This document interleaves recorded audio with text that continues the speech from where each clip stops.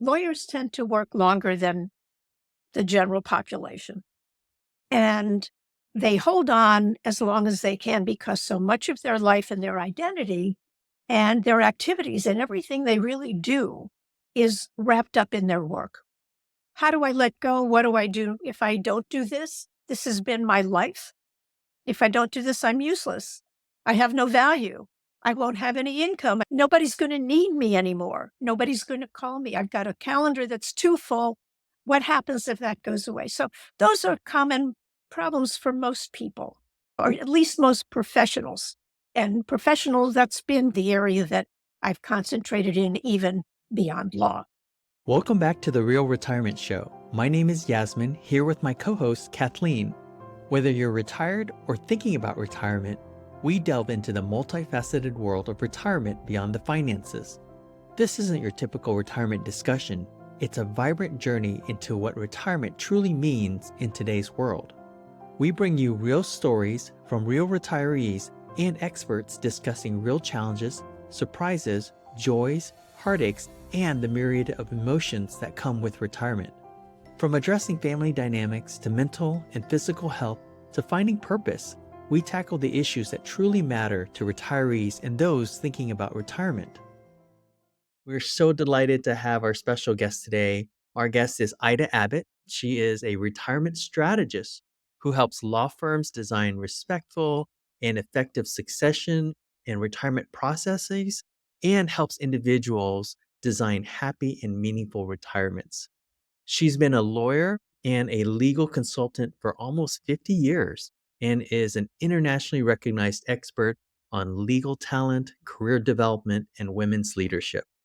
An elected fellow of both the American Law Foundation and the College of Law Practice Management, Ida's been an advisor, coach, speaker, and author of several seminal books, including Retirement by Design, named one of the best retirement books of 2020 by the Wall Street Journal. We are so delighted to welcome you. Thanks for joining us, Ida.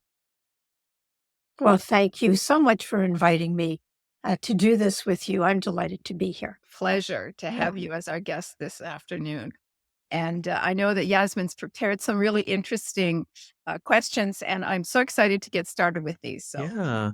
Right. Ida, we'd love to hear a little bit about your personal and career journey and what's inspired you to focus on this retirement journey, but more specifically also on the legal field. Well, it's my world. I started practicing law a long time ago. I did that for 20 years, and both in a very small firm and then in a very large firm for most of my career. And when I decided it was time to move on, I kidded around saying I was retiring, but didn't have a plan, didn't have a clue, had two young teenage kids, and my husband was very supportive. He figured I would figure it out at some point. And I did. And I started looking around to see what was needed, but wasn't being provided. And I had been in charge of professional development in my firm. I was with a firm that was quite progressive in terms of developing new lawyers. And in law, there's no postgraduate experiential requirement. All you have to do is pass a test, the bar. And so lawyers would come in with some book learning and they wouldn't know anything about the practice of law. So I decided to focus on helping them and helping firms help them do that, become practitioners, become good lawyers. So I did that for a long time, gradually moved into leadership development within that field, focused a lot on mentoring, which was my sweet spot. And the first book I wrote was The Lawyer's Guide to Mentoring. And gradually, the leaders and the people I was working with started to ask me, what do I do next? Many of them were in their 50s and 60s. They held a lot of responsibility and they were in prestigious positions. And they just felt they wanted to have something to do when they finished doing that and there was no path. So I started looking into it and realized there was nothing other than books on financial planning and financial consultants to help you plan your financial status for the next few years, for the rest of your life. And I pulled together a group of people who kept asking me that question, and they decided they wanted to start a group. And I agreed to facilitate that. And it was in the course of doing my research to understand how I could help them and how they could help each other that I realized this was another major need, Mhm. and it wasn't being met. And even though most of my work was in law, especially with the mentoring and the leadership work, it wasn't exclusively. So some of the people involved in this were in business. And I realized it was everywhere, but particularly in law, because lawyers tend to work longer than the general population. And they hold on as long as they can because so much of their life and their identity and their activities and everything they really do is wrapped up in their work. So, how could I help them? And that's where I started just moving in this direction. And then at some point decided there were enough people doing the other work now, but there was nobody here. I decided to just stop doing that, transition that off to other people, and started to focus. And it's been, I don't know, 7 or 8 years, maybe longer, I don't know. But I've been working on this field now exclusively for almost that long. Mm. That's a trailblazing attitude for sure. Uh, Yeah, absolutely. Yasmin, we talked about some of the challenges that starting this journey has for many people, and I'm curious, and what did you find to be the biggest challenge for the people in your practice now, the lawyers? Some are personal and some are institutional. The personal ones aren't surprising. How do I let go? What do I do if I don't do this? This has been my life. If I don't do this, I'm useless. I have no value. I won't have any income. Nobody's going to need me anymore. Nobody's going to call me. I've got a calendar that's too full. What happens if that goes away? So those are common problems for most people, or at least most professionals. Uh-huh. And professionals, that's been the area that I've concentrated in even beyond law. But the institutional ones have been the most challenging because retirement is stigmatized. Mm. It's people who reach a certain age, even and some firms, fewer and fewer firms have mandatory retirement Mhm. that's age-based. Sometimes, and that means anything. Nobody believes it because in most firms there are more exceptions. And everybody believes they will be the exception. Mm. Even where it's firm, where it's absolutely firm, many people can still continue just in a different capacity. They're no longer equity partners. They're no longer owners. Mhm. And sometimes that works. Most of the time, it works for a little while and then it just doesn't. Right. But it's just there's a view of people who reach a certain age as being too old. It's a lot of this is ageist. A Aging. lot of this is just it's a stigma that goes along with you're the people who are making the most money, have the most clients, have the most control. You should get out of here so we can move in. And what Mm. happens is among some of the older partners, they look around and say, I built this, I earned this. Why Mm. should I give this over to you? And Mm. I'm not going to do it without some kind of compensation, without some protection that if I do that, I'm not going to lose money and lose my connection. And so there's a kind of an unspoken conflict. So nobody talks about it. Mm. It's silence. Nobody talks about it.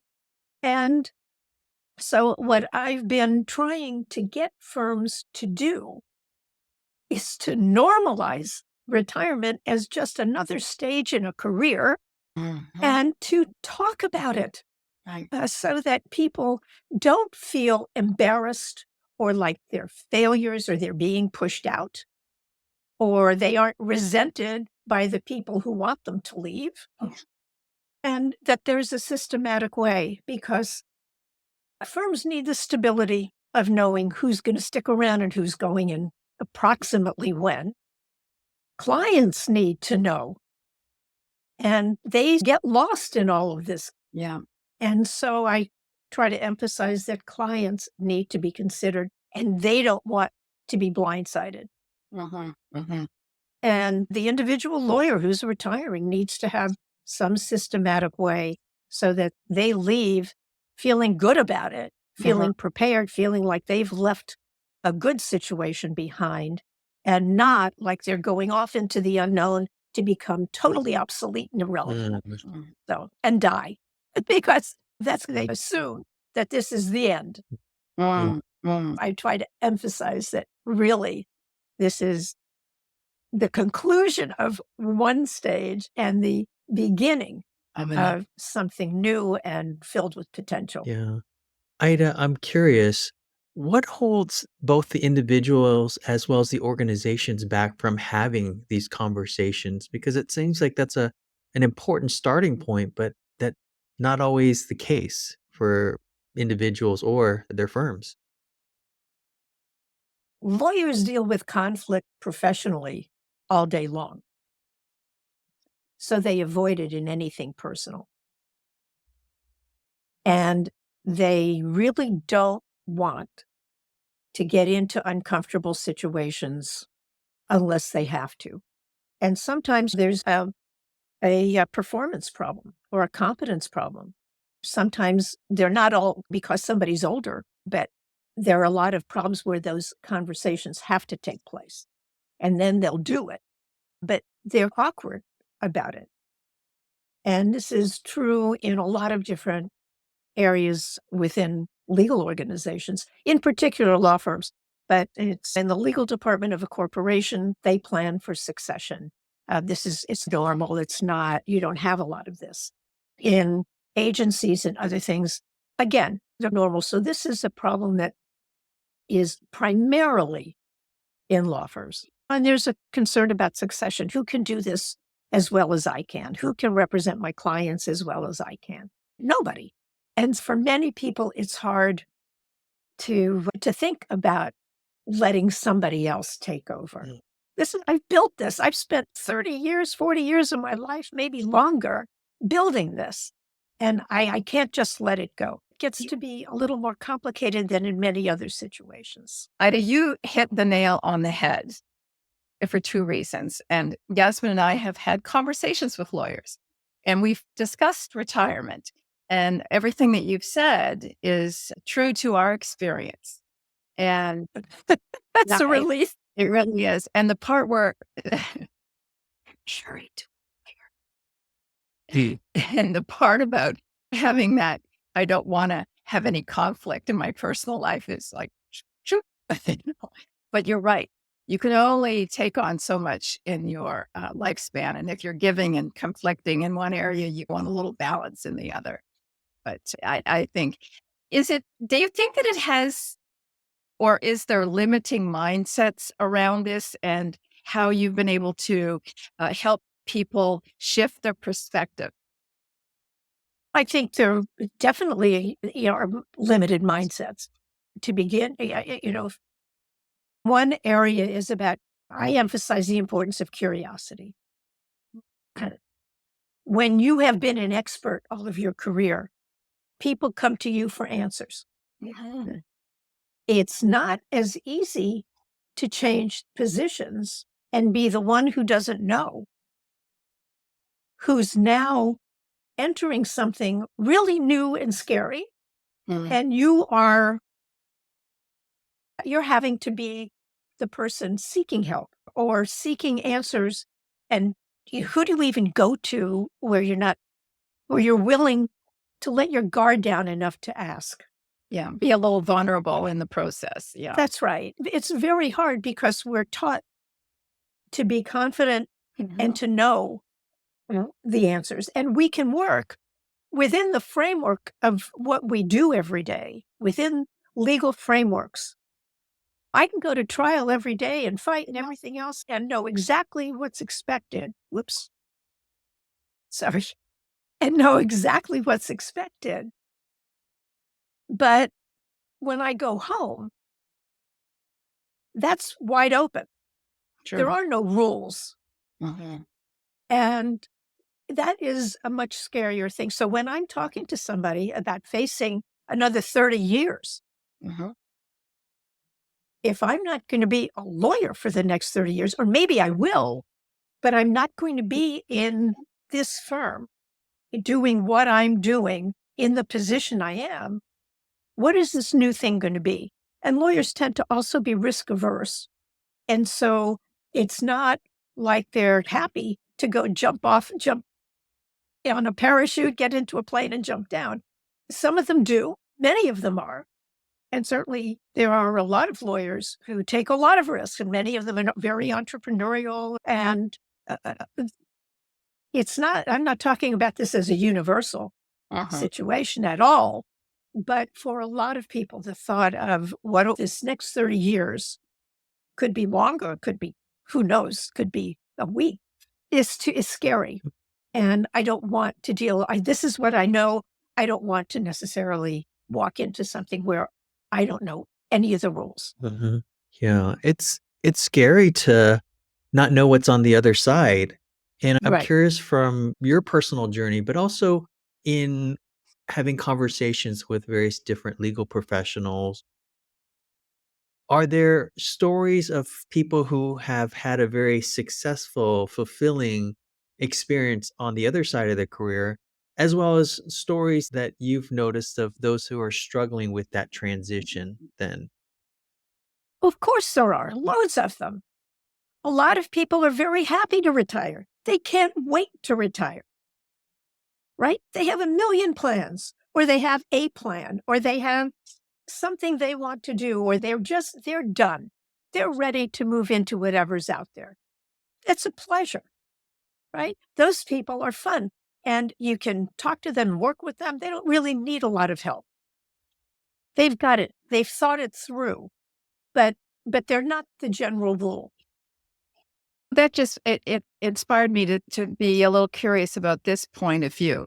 If you could share a story with us where your client had a breakthrough and working with you made a difference in his or her outlook for the next 30 years. So I had one that's a reverse of what you're asking about, Okay, but that's perfect. it's my favorite.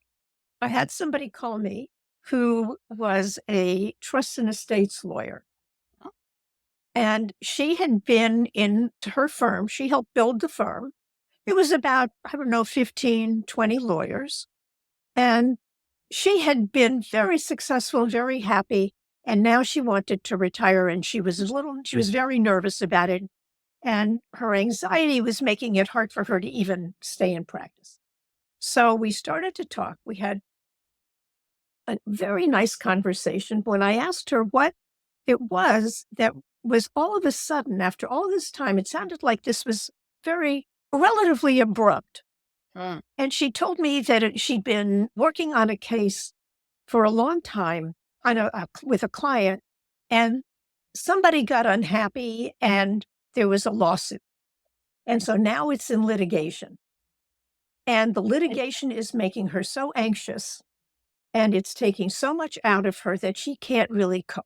Now, trust and estates is not a conflict Mm-mm. filled field. It's probate, it's writing wills, it's developing estate plans and stuff. So I could understand why this sudden change would be so upsetting to her. And as we talked, I said to her, aren't there lawyers who specialize in estate litigation or probate litigation, all these in the litigation of these issues? And she said, yes, there are. I said, is there anybody who specializes in that? And she said, there's someone in my firm. I said, what if you transferred that case to that lawyer? And it was like, what are these? Why didn't I think of that? And all of a sudden, I could feel in her voice the weight off. Nowhere ready to retire. Mm. He just had a situation that she couldn't cope with. So we had that one session and that was it. And I said, when you're really ready, call me back. That was my favorite because it was a lot of times people really don't know what the situation is. And when you're coaching somebody, when you're working with somebody, Mm. helping them identify what's really going on is the key to the whole thing, because sometimes that's all it takes is to turn it around. Yeah. But I have to say, most of the people I work with individually, they're not as they're not in as serious a situation as I've been describing to you. Mm. Most of those people don't necessarily seek help, even when it's offered. Right. That's why most of my work is with the firms Firms. themselves. And sometimes somebody will call me, but usually it's because they need some guidance. They need to figure out how to approach what's going on. But I know there are a lot of people who do seek coaches who are much more conventional in their approaches and will work with them with instruments about retirement readiness, like some of the things that you're providing. And they'll need to go into it more deeply. Mhm. But I found that the people I've been working with anyway, most of them are not, they're stuck, but it's not that hard to help turn them around. With many people, it's reframing.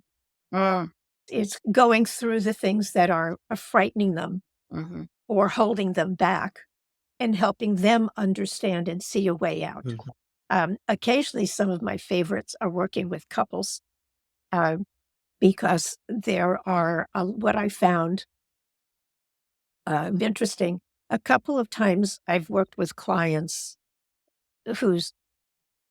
who have had problems because they and their spouse don't agree. In fact, I worked with two women simultaneously where both of them were married and one of them couldn't wait to retire. She was very successful. She was under so much stress. Her last child was going to college. Her husband had been a stay-at-home dad. He did not want her to retire because of what the impact would be on their lifestyle.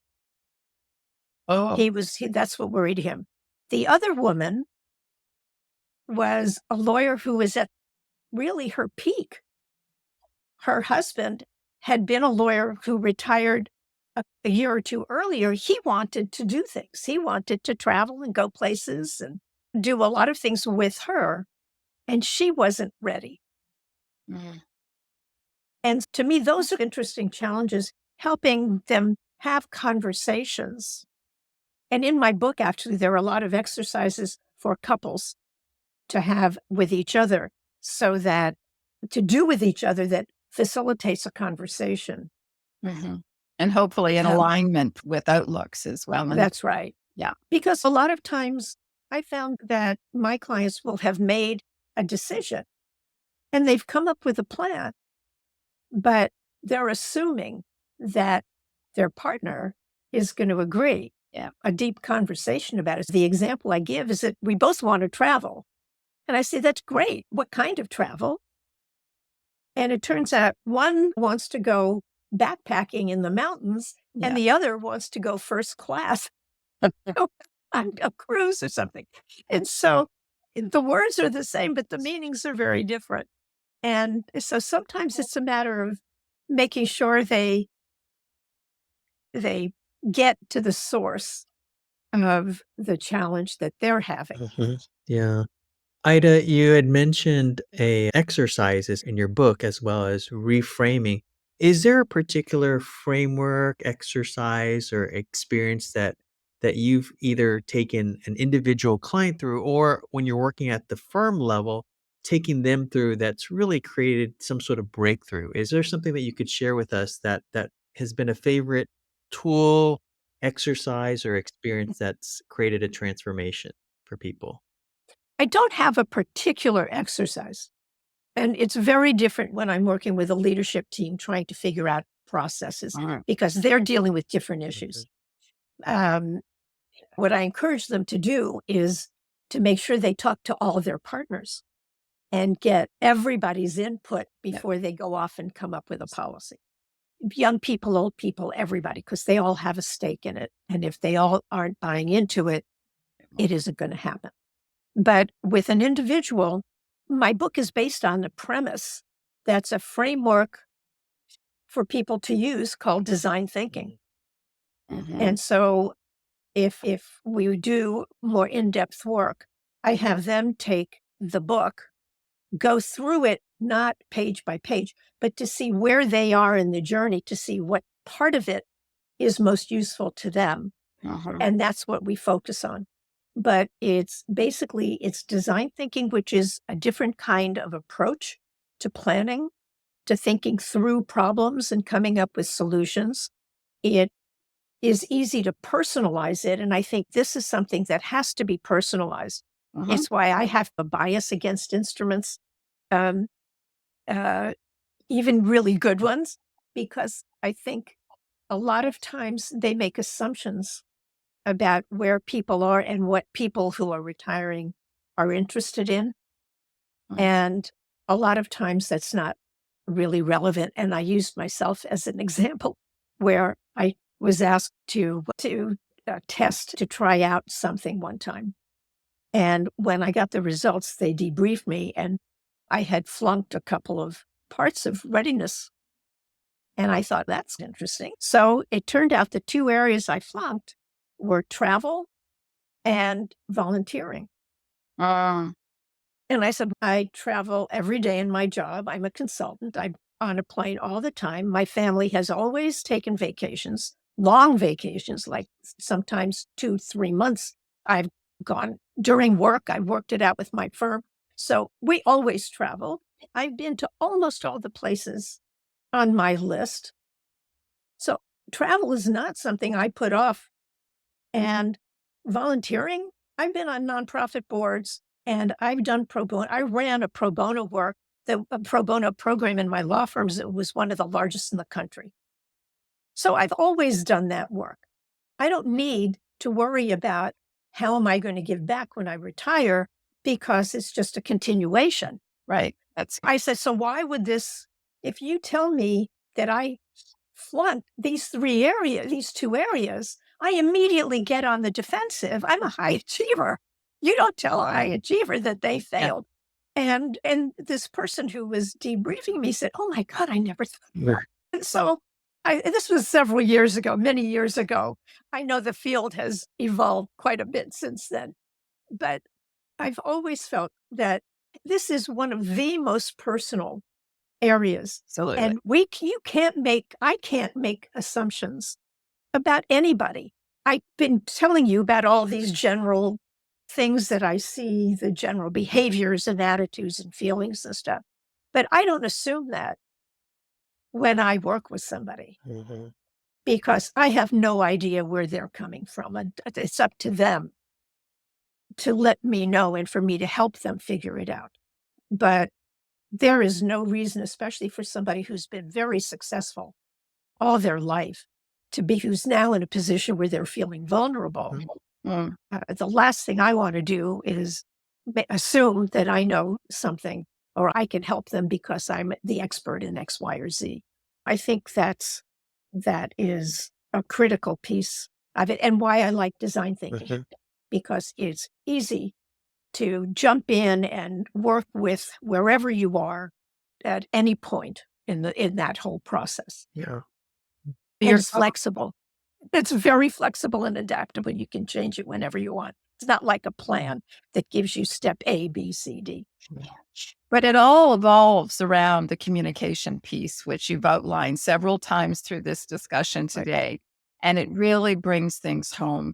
If you have alignment has to happen only through the open communication you have, and the fact that you are guiding it through with questions and queries in that process is really beneficial to those participants.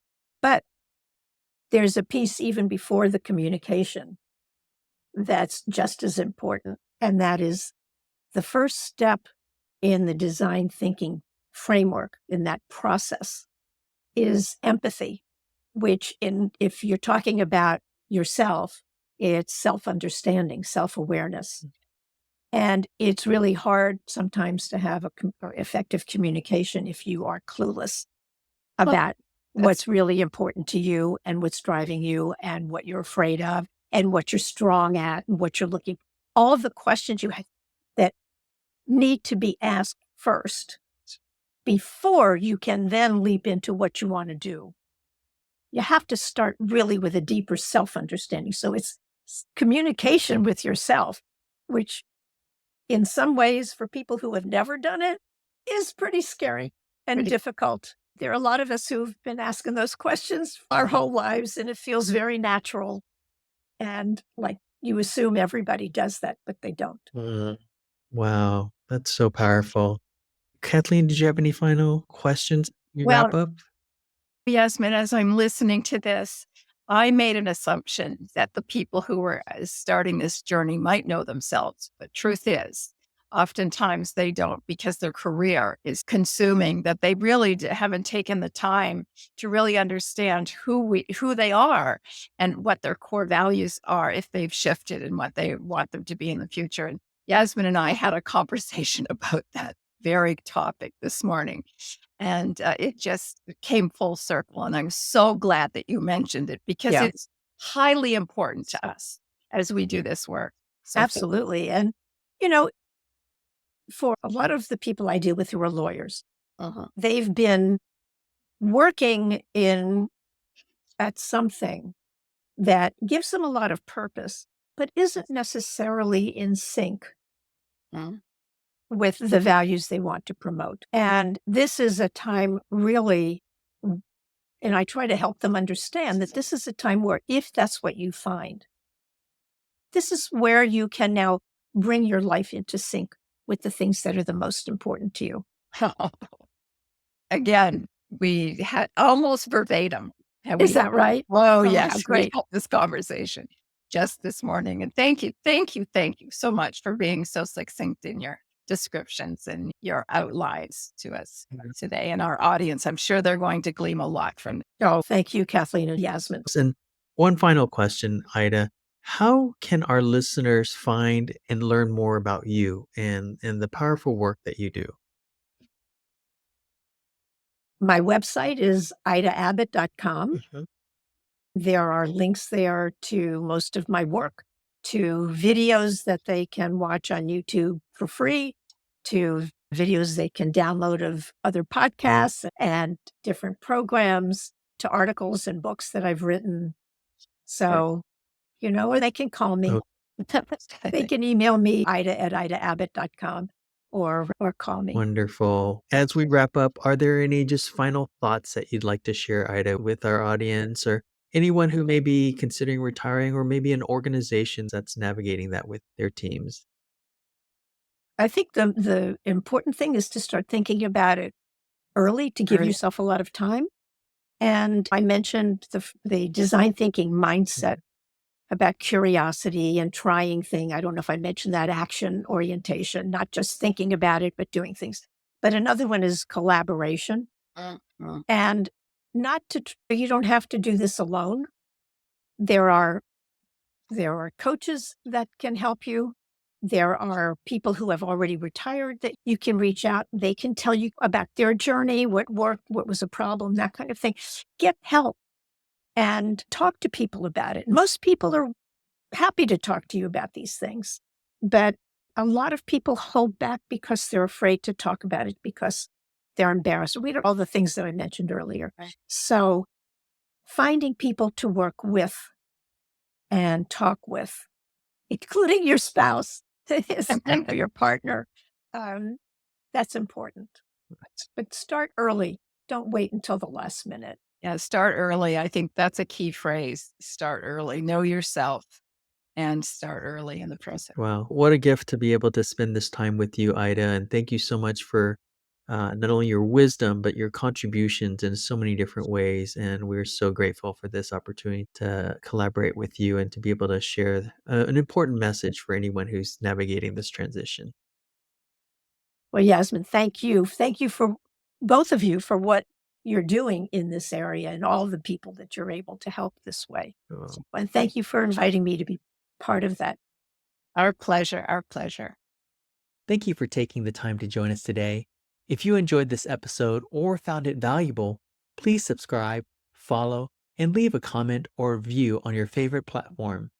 If you have friends, clients, or loved ones who are retired or thinking about retirement, we invite you to share this show with them. Check out the show notes with links to resources mentioned in this episode at realretirementshow.com. Remember, retirement is a joyful journey we get to experience together. Join us next week for another Real Retirement Conversation.